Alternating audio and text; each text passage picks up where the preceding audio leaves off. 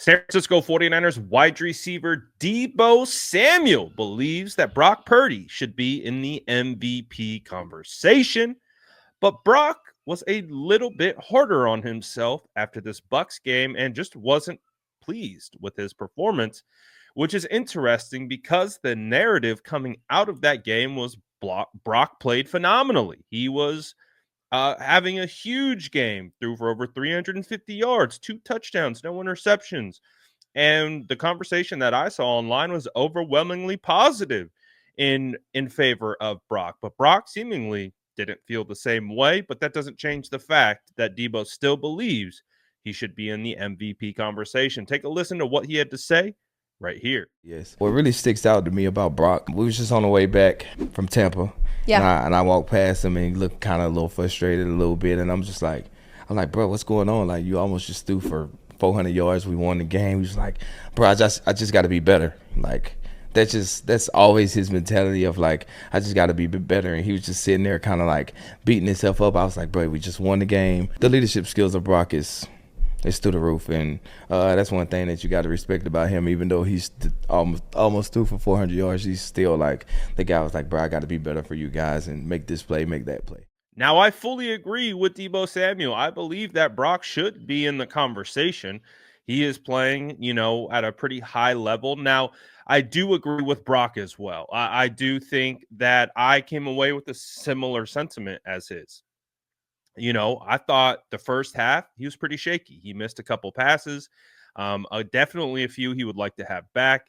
But then in the second half, he started to locking in and started dialing it in and started hitting and making big plays. And then, of course, driving the team down the field for the game-winning field goal in the end. So Brock really did. He had a good game. He didn't have a bad game. But I think it was a tale of two halves. And I think that has kind of been this season for Brock. I think, as someone who has broken down every single rep of Brock Purdy throughout his career, I would say there are some inconsistencies like we saw against the Bucks. Now, it's still bearing out as statistically very high and playing well, and which he is.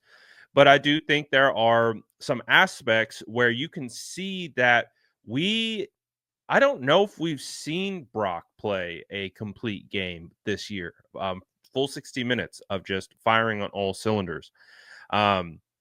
So I respect his assessment. I respect his honesty. And, as someone who, I do believe that the overarching takeaway from that Bucks game was he played well. He played good. And he played winning football. Absolutely. But when you get granular with it and you start looking at every individual play, there were absolutely plays that were a little bit uncharacteristic of Brock. I can think of some of it was actually most of the throws to the sideline. Now, at the end of the game, he started to hitting those, but you had misses to Ricky Pearsall, multiple misses to Juwan Jennings. There was just something. There was something that was off, and he figured it out. Credit to Brock. Went into halftime, and he locked in. And I think that's just kind of where he's at is, and good for Brock for holding himself to that standard. I mean, again, the talk around Brock Purdy after that game was overwhelmingly positive. And I didn't think it was his best game. I thought he played well, like I keep saying. And I think because it's a nuanced conversation where, we're discussing how Brock made us feel watching that game versus how Brock actually played, watching every individual snap and critiquing it and looking at it under a microscope, frame by frame, and seeing the areas where he can do better. And I agree with that. And I would call myself one of Brock's biggest fans. I love Brock. I love what he brings to the table. I think he is, just like Deebo said, he's the ultimate leader. He's the ultimate competitor. The fact that he's 24 years old and doing these things in the league right now that you would expect from someone who's, in the prime of their career, and he's still in the beginning of his career. It's pretty remarkable. So I do like that about Brock. I like hearing that. Because it matches the tape. I agree. I think he could have played better. I think he could have been better in spots, but again, he played winning football. He did the job that needed to be done when it needed to be done and deserves a ton of credit for that. And what is again kind of reminiscent of not only Brock's performance, but the team's performance. It's you get both from this team. You get plays and situations where they're just like, that's not the 49ers football that we've come to expect from this team. But in the same game, you're like, okay, there's what we expect. There's a great drive. There's a big stop. There's a big play. There's a big quarter. Like those are the things that we come to expect. And I think that sums up this team so far this year. It's just been kind of like, man, we see the glimpses of how good they can be. It's just they're having a hard time stringing it together from start to finish. And the biggest trend that I've been able to kind of notice is it does feel like, you know, I know in the losses, they haven't played particularly well down the stretch, at least as a team. I would say the offense, though, especially in recent weeks, has played better in the second half. Like they are, you think back to, multiple games that they've had. The loss against the Vikings, they were not good in that first half, and they were able to start they were starting to get it back on track in the second half, just a little too late.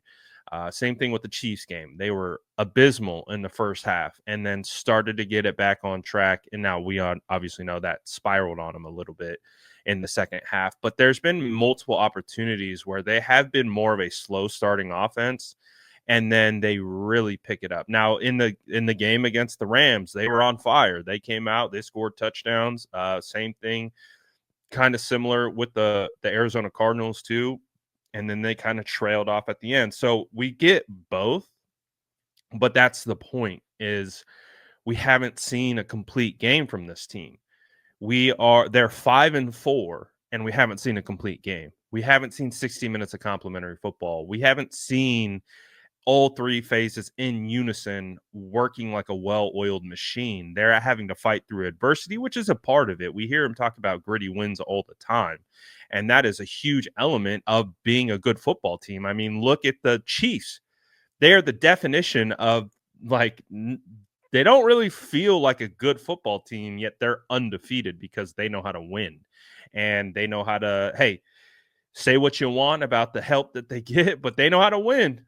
They know how to win. And I think the 49ers are in that process right now. I think they're learning how to win the ugly games. And man, when it clicks, and I'm hoping it does, and we see that 60 minutes from opening whistle to the final whistle of this team just in phase, in rhythm, playing complementary football to each phase of they could put 50 to 60 points on someone's head if they did that. And we haven't seen that. We haven't seen their full potential. And I think like this conversation from Deebo is kind of emblematic of that. So I'm curious to know what you guys think. Obviously, I just went on a long tangent kind of about how I'm perceiving it, but I'm curious to know how you perceive it. Let me know in the comments below. And as always, make sure to like and subscribe for more updates.